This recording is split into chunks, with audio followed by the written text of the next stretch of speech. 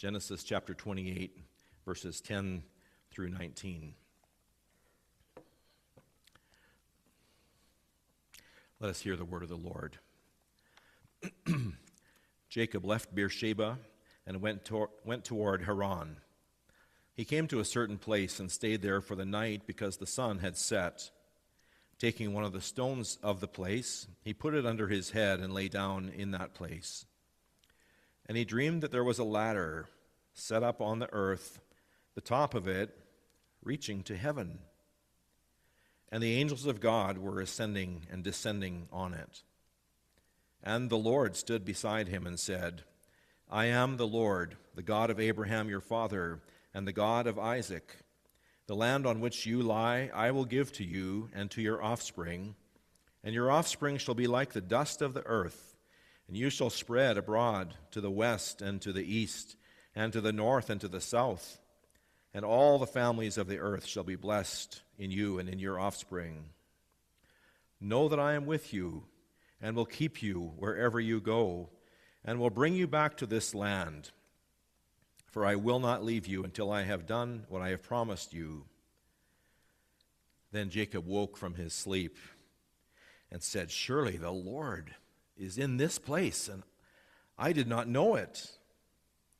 And he was afraid and said, How awesome is this place!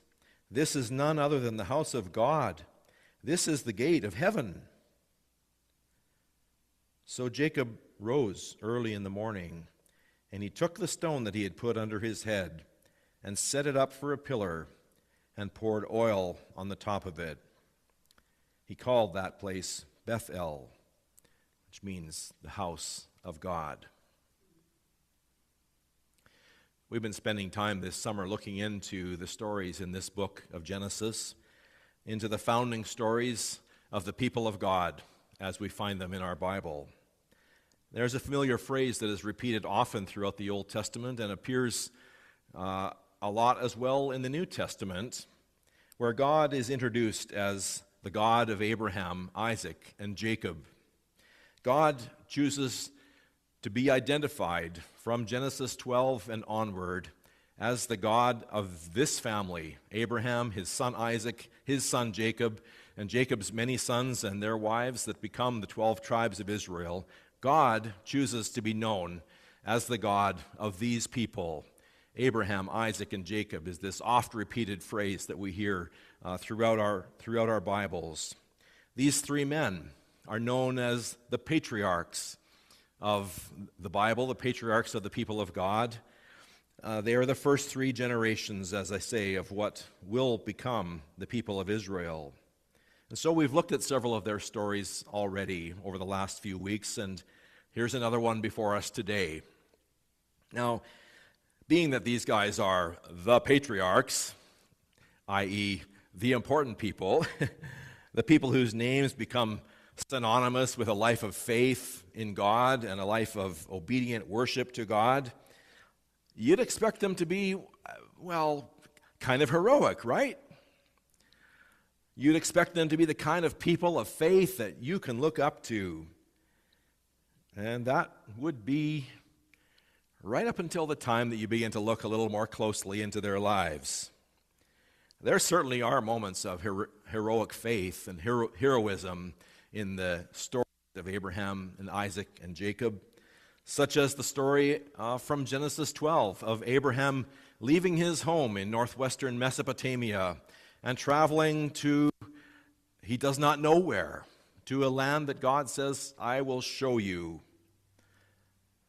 And it's all in response to this voice that says to him, leave your family, leave all that you've ever known, leave everything of your family relationships behind you and go with me to a land that I will show you. That takes some faith. That takes some confidence and courage. And there's the even more heroic act of faith that we looked at a couple or 3 weeks ago when he took that long-awaited son of promise, Isaac, in Genesis 22, as it is told, took Isaac to the top of a lonely mountain and demonstrated there his willingness to sacrifice the son of promise, again in response to this mysterious voice that spoke to him this mysterious God who tested him. But the moments of faith are also interspersed with some moments when Abraham's faith failed in very disappointing and disgraceful ways.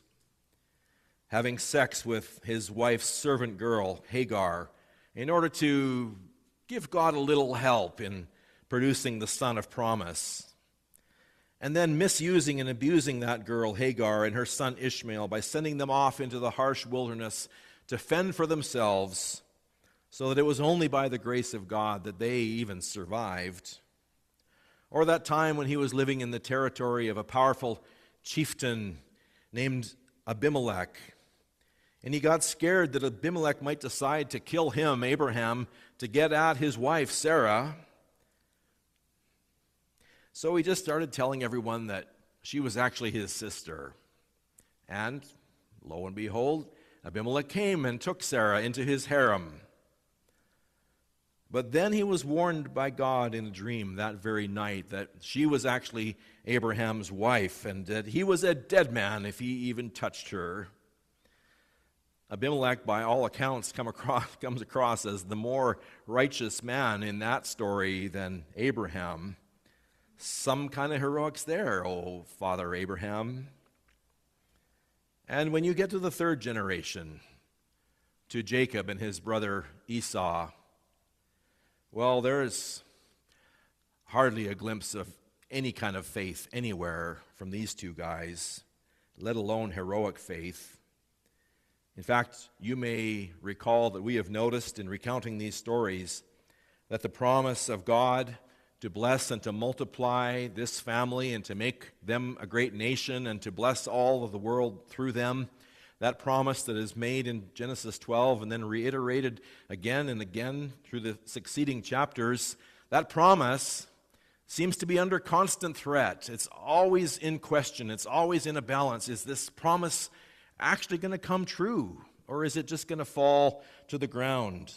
There seems to be a different threat in each story that we've looked at. We've seen that an important part of what is going on in these stories is this thread of promise.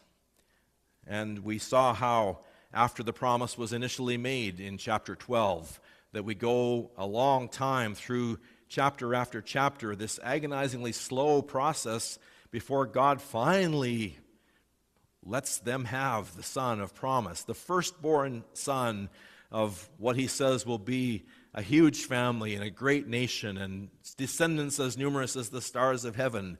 And Abraham and Sarah are old people by this time, long past the age of natural childbearing.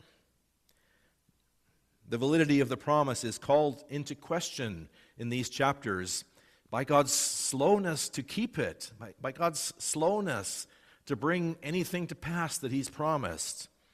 Abraham and Sarah have to develop a faith that is resilient, that is lasting and is strengthened, not weakened by the challenge of waiting. And then with the story of Abraham being called to sacrifice Isaac as a burnt offering on an altar, there's another threat to this promise. The promise is threatened by this shockingly harsh demand from God. God demands that Abraham have a faith that is exclusive and that is unshakable, that is rooted in God's own self rather than in God's gift. It was a dramatic story full of tension and threat. And the promise in that case seems to come under extreme threat from the very nature of God himself and the nature of the faith that he requires of his covenant partner Abraham. And we saw the story of finding a wife for Isaac. We looked at that a couple of weeks ago. Very different story in tone and in content. Not really any threat going on there, not a lot of drama. And yet, once again, the promise comes into question. The promise of a family coming forth from Abraham and Sarah is once again threatened, this time by the fact that it doesn't really feel like God is doing anything very active in this scene. There's so many things that could go wrong.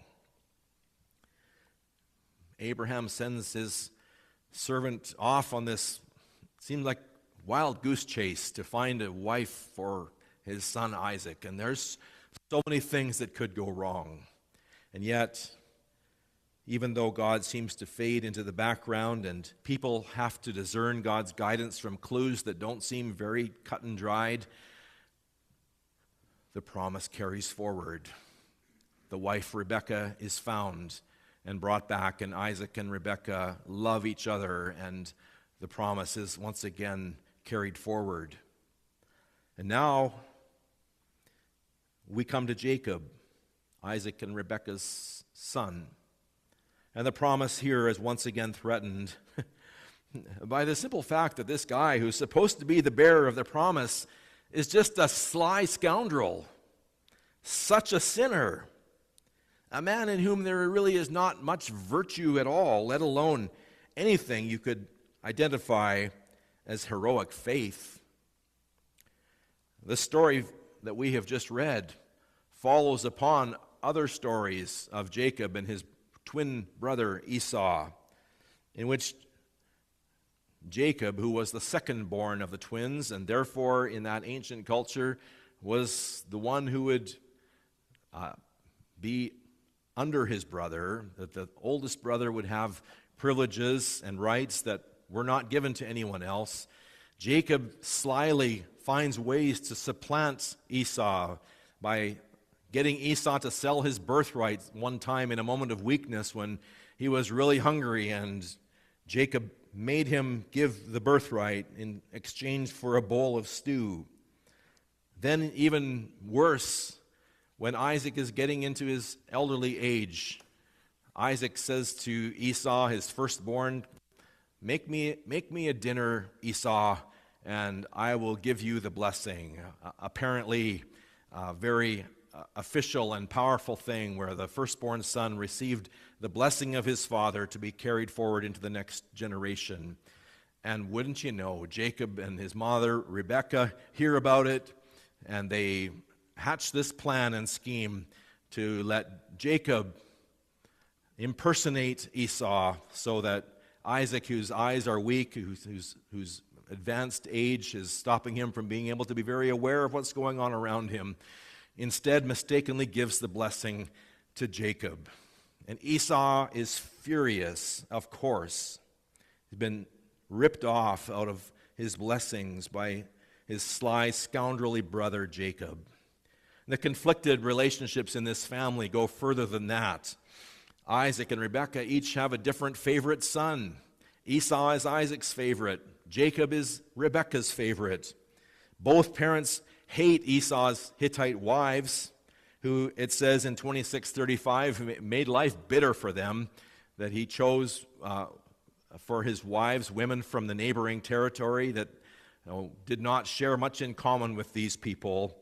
And Rebekah has insisted that Jacob must go back and get a wife or wives from among their family, way back in the old country of Haran, where Abraham and Sarah first started out from. And Isaac has now sent Jacob to do just that. And since Jacob stole Esau's blessing, the hatred between the brothers is so strong that Esau has threatened to actually kill Jacob after Isaac, their father, dies. And this plot has reached Rebekah's ears, and she's intervened by sending Jacob quickly, hastily off out the door.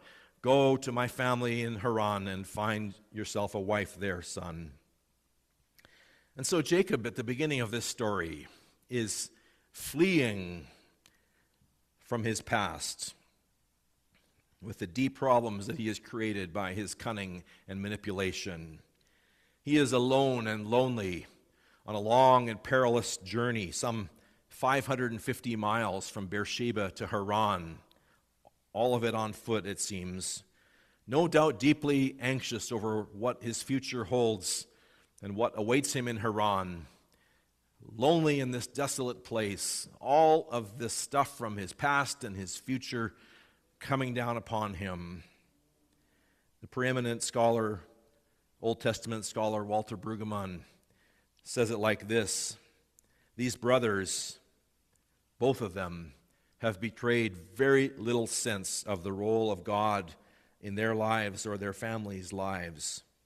Jacob's motivation, sly fox that he is basically greed, while poor fumbling Esau is portrayed as a foil for his brother's schemes. Jacob does not fit our expectations for someone whom God would bless, not someone God would call to carry on his name and his covenant in this world. He is nowhere represented like Abraham as a hero of faith in the stories that have gone on so far. He's a shrewd and successful shepherd who seems to be able to get the best out of anyone he encounters. And so, despite the fact that Jacob's name appears in that list again and again of the great founders of our faith, the patriarchs, Abraham, Isaac, and Jacob, despite all that, in the beginning of this story, he is anything but a paragon of virtue. In fact, the Bible is full of stories that show how difficult it is for faith to be passed on from one generation to another. Will this story of God's promise to Abraham and his family just fall into complete disrepair and shambles because he can't pass along the faith to his children and grandchildren? It certainly does appear to this point in the story that Jacob is determined to make his own way, to carve his own path into the future, not caring how many victims he leaves in his wake, how many people he has to cleverly deceive and manipulate and get the better of in order to make a himself in the world. Faith in God is irrelevant to Jacob. He is relying 100% not on God, but on his own wits and ingenuity and will. That's what he thinks will give him a better future. But now here he is, in this lonely place, in the wilderness, no one to talk to, a fugitive, trying to outrun trouble from behind while facing a mostly unknown future. A 550-mile journey to Haran before him. He's fleeing his angry, hostile brother whom he's robbed through cunning and manipulation. He's lonely and alone on a long and perilous journey, deeply anxious over his future and what awaits him. And yet,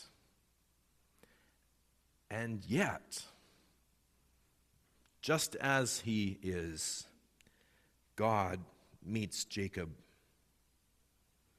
through this deeply significant dream that portrays this ladder reaching from earth to heaven and from heaven to earth, a ladder on which traffic between these two realms is actively taking place.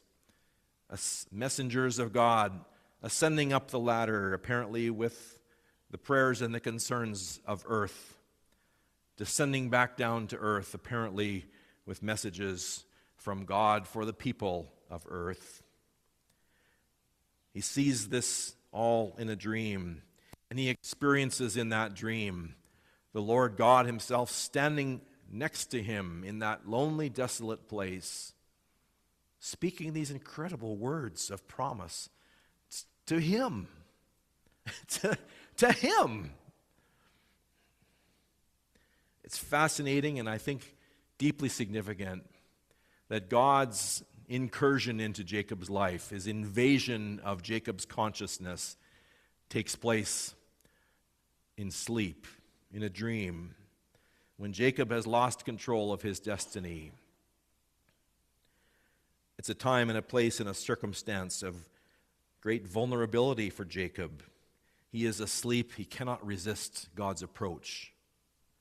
And in this mysterious nighttime meeting, Jacob, whose life to this point has been all about Jacob, is transformed by the coming of God. This story is about Jacob, but also so much more.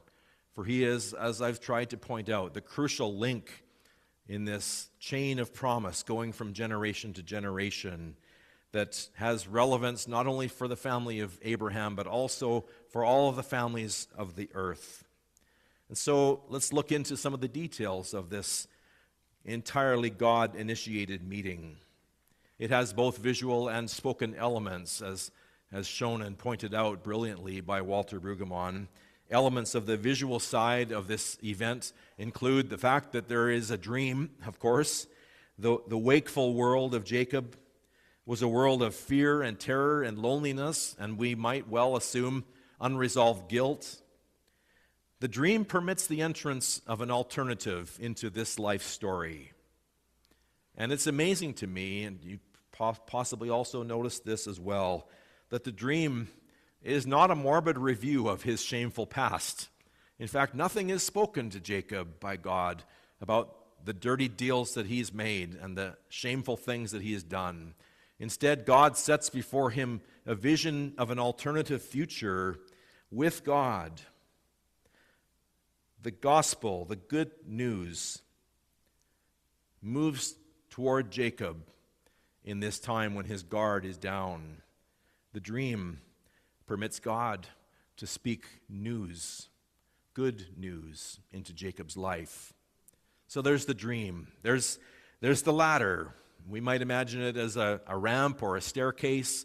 If you've seen pictures of the ancient ziggurats, temples of Mesopotamia, it might be something like that, this stepped pyramid on which there's traffic going back and forth between earth and heaven. Jacob's ladder, we call it, but really it's God's ladder, is a visual vehicle for a gospel assertion. And the assertion is that earth is not left to its own resources, and heaven is not a remote and self-contained realm for God, the gods. There is between the two. This vision shatters the presumed world of Jacob. He had assumed that he traveled alone, with only his own resources available to him for survival, and his only purpose being survival. It was not hard then to conclude that divine reality was irrelevant in his life. Now, instead, it's asserted that earth is a place of possibility because it has not been and will not be cut off from the sustaining role of God. There is a ladder between heaven and earth. And there are these angels, royal messengers of God who act to do his bidding. The old kingdom of fear and terror is being overcome. God comes where he is not anticipated. And that, after all, is the real issue of this text. Is there a coming of God that transforms human reality? The answer, according to this story, altogether is yes. And so that brings us to the spoken side of this moment of revelation. We've seen symbols of the dream, the staircase, the messengers, but now listen to the words that are spoken. The first thing is that Jacob has the promises that have been given to Abraham and Isaac reiterated to him. Verses 13 and 14. Your offspring shall be like the dust of the earth. Well, it begins in 13. I am the Lord, the God of Abraham, your father, and the God of Isaac. The land on which you lie, I will give to you and to your offspring, and your offspring shall be like the dust of the earth. You shall spread abroad to the west and to the east, to the north and to the south, and all the families of the earth shall be blessed in you and in your offspring. This is kind of the standard promise that now he is the third generation of this family to receive this incredible, breathtaking promise from God. The promise of blessing and of well-being for others by means of this family. But then the message goes further and becomes specific to the needs of Jacob in this moment. Verse 15 is addressed to his specific situation, giving God's attentive response to his present circumstance of danger. It consists of a threefold promise. First, God says, verse 15, know that I am with you. Heaven has come to be on earth. I am with you. Promise represents a central thrust of biblical faith that refutes all the despairing judgments about human existence, that refutes our sometimes despair about the world and where it's going and how evil seems to always have the upper hand. This word, I am with you, strongly refutes all of that. God commits himself to this empty-handed fugitive and says, I am with you. It's a deep and powerful biblical promise that becomes the very name of Jesus, Emmanuel, God is with us, and becomes the word of promise that he speaks to his disciples in Matthew just as he is getting ready to leave them. Behold, I am with you always to the very end of the earth age. I am with you. The second part of the promise, I will keep you. Know that I am with you and will keep you wherever you go. God's promise moves from presence, I am with you, to action, I will keep you. God promises to be a shepherd to Jacob. Jacob and the people who are to come from him are going to be in relationship with the good shepherd who cares for and protects the helpless sheep in every circumstance. And again, the promise refutes the notion that Israel is left to its own resources, that God's people are left to their own resources. This promise is also the subject of much further reflection and celebration in the Bible. And if you read Psalm 121, you'll see this word keep, or some version of it, 6 different times in the 8 verses of that psalm. The Lord keeps you. The Lord is your shade at your right hand. And the standard benediction of Numbers chapter 6, verses 24 to 26, the benediction that is so familiar to us. I will bless you and I will keep you, repeats these 2 promises that are given to Jacob here. The Lord bless you, the Lord keep you. The keeper of Israel guarantees the lives of those who are exposed and defenseless. And next, even more specifically, there is the promise given here to Jacob of a homecoming. I will bring you back to the land, for I will not leave you until I have done what I have promised you. You have to wonder if Jacob really wanted to go back home, actually. Got a murderous brother back there with plots and schemes and lots of power. Knowing the state that he left Esau in, he probably had thought he would never be going back home. And yet in the context of the promises that God has just given him to be with him, to keep and to watch over him, this prospect of homecoming took on new significance, as it seemed to contain a promise that in that homecoming all would be well. And in a world of displacement and rootlessness like we find ourselves in, this promise makes contact with our souls too. We are not destined to be without a place of belonging, a community of welcoming care. And again, that promise is reiterated throughout the Bible, maybe most famously at the end of Psalm 23, I shall dwell in the house of the Lord forever.